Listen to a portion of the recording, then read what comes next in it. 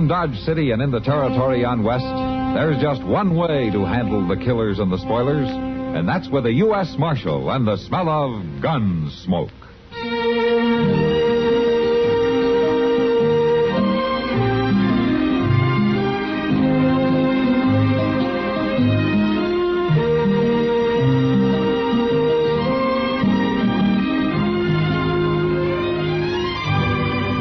Gunsmoke, starring William Conrad, the story of the violence that moved west with young America, and the story of a man who moved with it. I'm that man, Matt Dillon, United States Marshal. The first man they look for and the last they want to meet.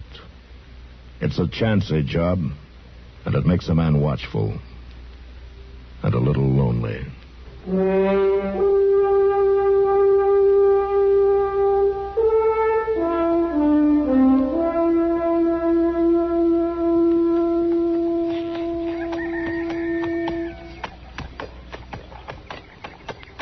Stokes! Dan Stokes! Stokes, quit your hiding. Come on out. We got business to take care of. You just keep on riding, old Harker. Well, come on out that barn, Stokes. You got to settle up.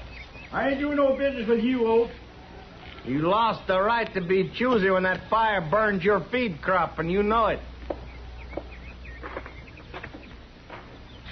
I can't see how that fire's any affair of yours. Borrowed money in that crop of yours, didn't you? Sure, from your pa. Well, you can just pay it back to me. I ain't going to do it. Your pa's waited a long time, but he'll get his money. He ain't the kind to come riding up here a week after the fire to collect it, neither. You don't have to. I'm doing it first. Well, you ain't going to get it from me. Oh. Now, you listen here, Stokes. I took over Pa's business. Everything that's coming to him is coming to me now. You mean you foreclosed on your own pa? Yeah. I got a paper here, all stamped legal, says I can collect what's owing to Pa. Right now. Not for me, you can't. I ain't got it. Well, now, ain't that a shame. Guess I'll just take along something, make up for it. Hey, you look here, Ain't Oak. got much around here, Stokes. Guess I'll take a look around, maybe out back. Out the corral, maybe. Now, you stay away from my horse. You recollect you got yourself a pretty good stud horse. Why, you You miserable... recollect I made you an offer for him about a week back. A good, fair offer. I wouldn't sell you one of my horses if I had to starve for You ain't it. going to worry about selling me nothing. I'm just going to take that horse. You can't and do it, we'll Oak. call that dead all square, Stokes. Because I don't want to have to call the law down on you and take over your land. Well, I ain't going to allow it. You ain't going to do nothing but go on in there and lead me out that horse. No, but it ain't right. It's as right as it's going to get. The law is with me, Stokes. Come on, get along now. Well, fetch me that horse. I'll go in there and fetch him myself. I've been wanting to throw a rope on it. Yeah. All right, I'll get him. It's more like it. But don't let me hear about you mistreating him like you do your other horses. What you do about it? I'll come and get him. I'll take him back. Not after he's mine. You hurt him, and I'll come and get him. I'll get him if I have to kill you.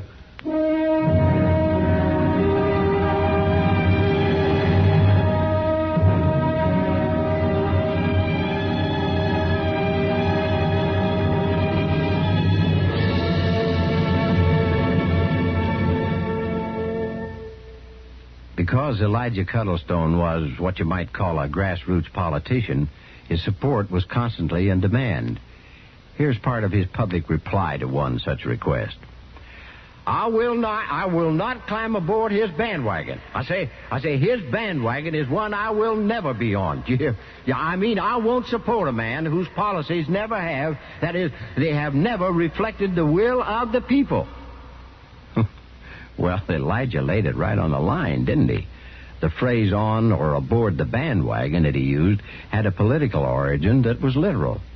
Politicians and local leaders actually would climb aboard the bandwagon that carried the band and various vote for type signs used by campaigning politicos and parades and so forth. In this manner, they physically displayed their support for the individual and his cause.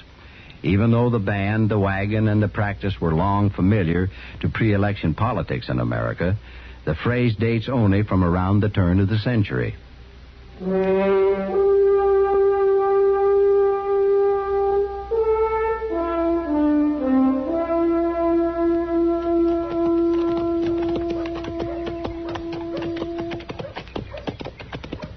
Yes, sir, Mr. Dillon. Yes, sir, like I say, there's times when a man just sort of sinks back into himself and thinks about things, you know. Yes, sir, it comes over me every so often. It's a time when I get to studying and figuring and don't want to talk much. Just kind of lost in thought, you might say. Yeah. I declare sometimes I go on being quiet like this for days, Mr. Dillon, days at a time. I don't hardly say nothing at all. Just sit back and think about the world and all that.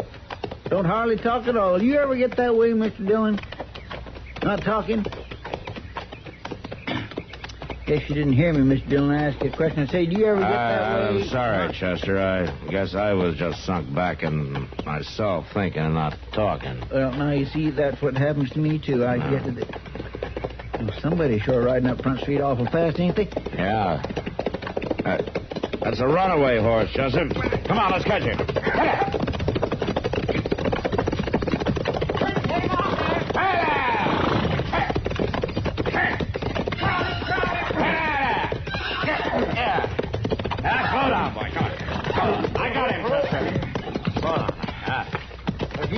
Was heading out of town. Yeah.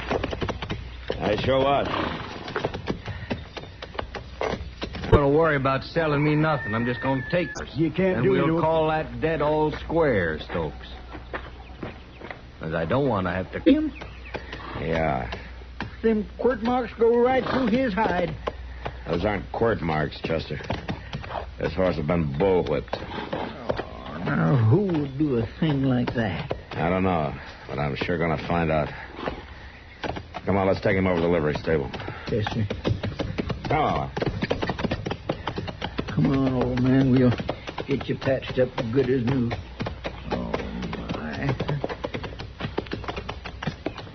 Hello, Matt. Chester? Oh, hold, Doc. Doc? Ah, what do you... That's it.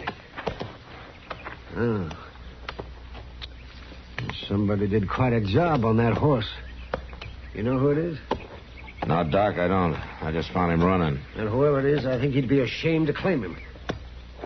You taking him over to the stable? Yeah, I figured I'd leave him there and see who comes after him. Good, I'll come along. I think I have some stuff that'll make him feel better. Oh, you have? Oh, that's fine, Doc. A man who'll do a thing like that ought to be whipped himself. Yeah, and I wouldn't mind doing the job. I'll take him on over, Chester. You go down after the mail, will you? Yes, sir. I'll meet you back at the office, huh? All right, sir. Come on.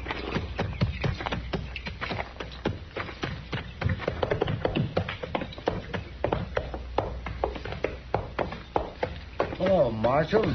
Doc? Hello, Moss. Where'd you get that one? I was hoping you'd know where he came from, Moss. He's a runaway. I've never seen him before. He's sure carved up somehow, ain't he? Yeah. Doc's going to look him over. I'll put him in a stall for you. All right. I'm going to leave him here with you, Moss. I figure his owner will come and claim him. All right, Marshal. I want you to do something for me, if you will. What's that? I'm going to take his saddle and his bridle. Why, sure, Marshal. And whoever claims the horse, you send him over to me to pick him up, huh?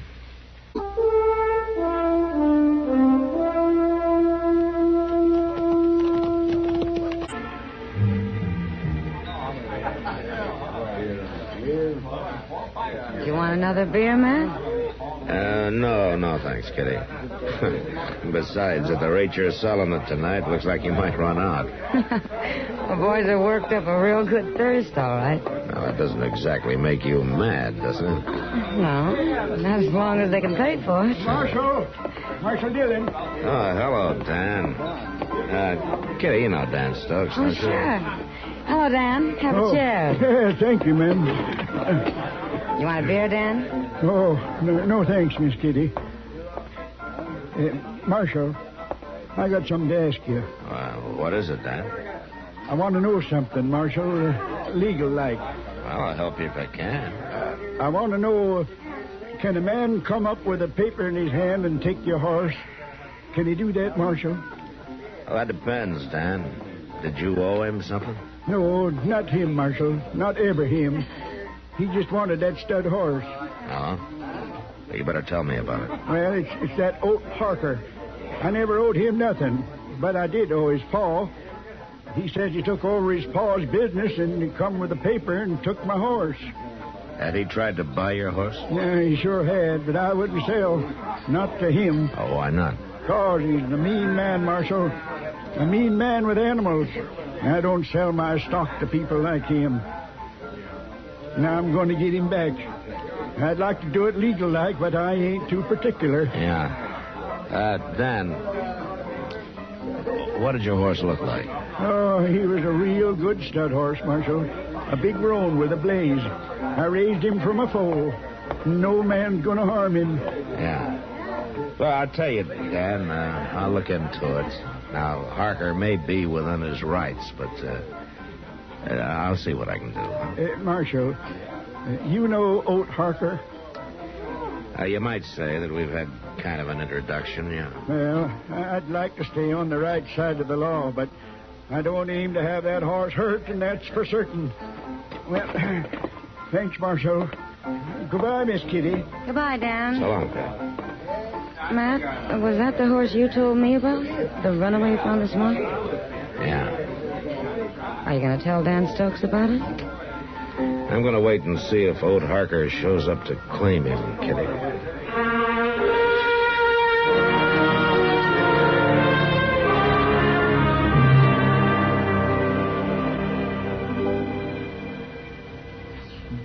I sweep out this cussed office 40 times a day. Prairie dogs, buffalo grass of the... Hey! Then they... Oh. I'm sorry, mister. Why don't you watch what you're doing? Well, I was only sweeping the dirt out the door, and you just happened to walk in at the wrong time. Where's the marshal? Well, he's down having some breakfast. I expect he'll be back in a few minutes. Go on, get him. Well, now, just a I minute. said, go on, get the marshal. You look here who you're telling to go and get somebody. Somebody want to see me? Mr. Dillon, this Never man mind, says he... never mind. I'll do my own talking. Well, suppose you do it then, mister. What do you want? I hear you got my saddle and bridle. Your name, Oat Harker? How do you know? Now, you got quite a reputation, Mr. Harker. For handling horses, anyway. Well, that's my business. Give me my saddle. I want to ask you something, Harker. Did you give that horse a beating? What a man does to his horse is his own business, ain't it? You got something to prove that he's your horse? Yeah. Old man Stokes come crying to you, huh? All right, Marshal, I got this paper. Hey, go on, look at it. All drawn up by Lawyer Reeves. It's a good paper. Uh-huh. You really hog-tied old Stokes to get that horse, didn't you? I get what I want. Yeah. So you can half kill it, huh? Marshal, that's my horse. What I do to him is my affair. Now, you just give me my saddle and my bridle, I can get out of here. All right, so is your horse, but I want to tell you something, Harker. If I ever hear of you beating him or any other stock of yours, I'm going to come after you.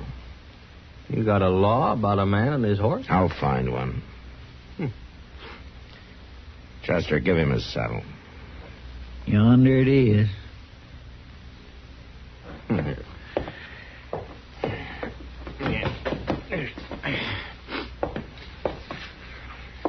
Now, you get out of here. Sure didn't know you had such a kind heart, Marshal.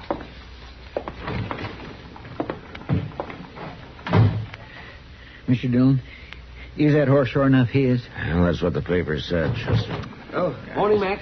Oh, hold Chester. on. Doc, Say, Matt, who was that fellow that came out of here carrying the saddle and the bridle? that was Oat Harker, Doc. He's on his way over to the livery stable to get that runaway. It's his horse. Well, it's too late. What do you mean? The horse is gone. What? And I went over there a little while ago to see how he was coming along, and he wasn't there. Oh, where is he? Stolen, according to Moss Grimmick. But it seemed to me he didn't care at all. He said he figured the horse would be better off back where he belonged. Yeah. All right, come on, Chester. Get your stuff together. Yes, sir. You know where you're going, Mac? Yeah, Doc, and I just hope I'm not too late.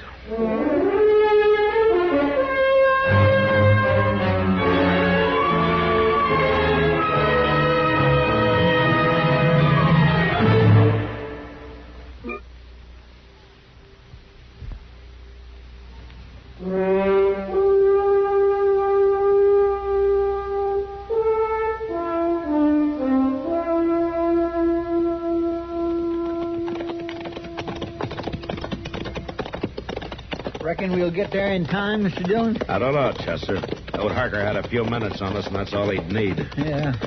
We'll ride right on out to the corral, huh? Wait, Mr. Dillon. What? Look over there on the ground. Where? That's old man Stokes. Yeah.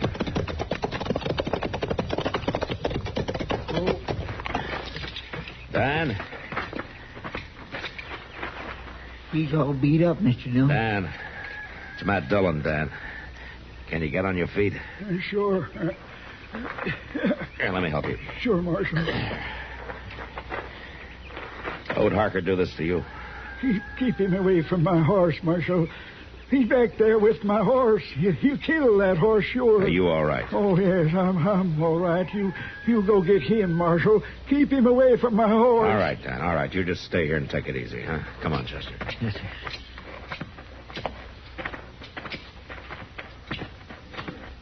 Look there, he was right. Old Harker's in the corral after that horse. From here, it's hard to tell who's after who. That stuff's really going after him. Harker's going to have trouble roping him. That horse has gone plumb crazy, Mr. Dillon. Hey, Harker! Keep on this, Dillon. It's my horse. I come to get on and go do it. Ah! Harker, that horse will kill you. Yeah. No horse living I can't handle. Hey, you devil. Get me. Get me. Mr. Dillon, he's working him right back into that loose fencing. Yeah. Harker! Look out, Harker! They're down, Mr. Dillon. They're both down. Come on. Looks like the horse got a broke leg. We'll try to drag Harker out from under him. Yes, sir. You get over on that side. Here, let me lift up on this. A little more. He's caught on the fence. Come on.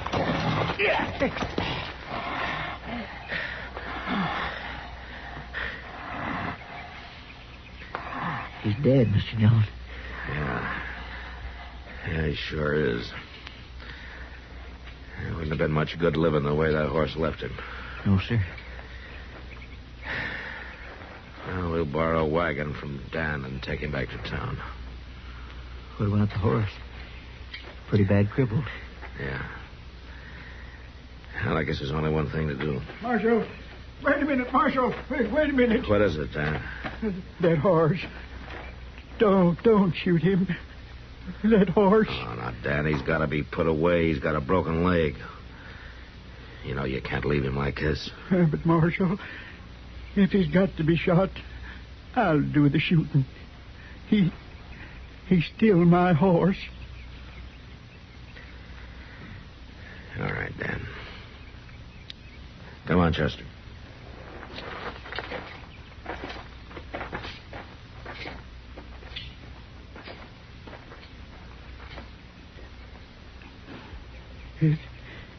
It don't seem fair that you had to suffer.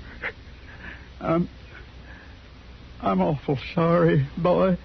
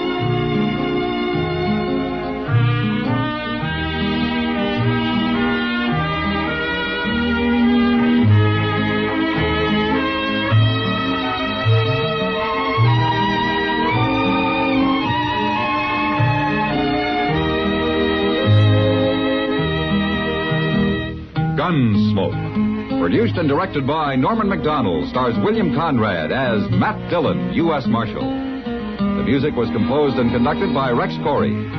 Sound patterns were composed by Ray Kemper and Bill James. Featured in the cast were Parley Bear as Chester, Howard McNear as Doc, and Georgia Ellis as Kitty.